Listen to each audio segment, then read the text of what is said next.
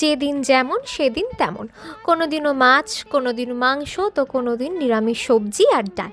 আর যদি সেটা হয় গরম গরম ভাতের সাথে পাতলা মুসুরের ডাল, আর তার সাথে একটু লেবু চিপে নিলে তো এক থালা ভাত সাথে সাথেই উঠে যাবে। তো সেদিন ছিল গরম গরম ধোয়া ওঠা ভাত, বেগুন ভাজা, আর রসুন ফোড়ন দিয়ে পাতলা মুসুরের ডাল। পেঁয়াজ ফোড়ন দেওয়া ডালের থেকেও রসুন ফোড়ন দেওয়া ডাল খেতে আমার খুব বেশি ভালো লাগে, তাই আমাদের বাড়িতে এটা বেশিই করা হয়।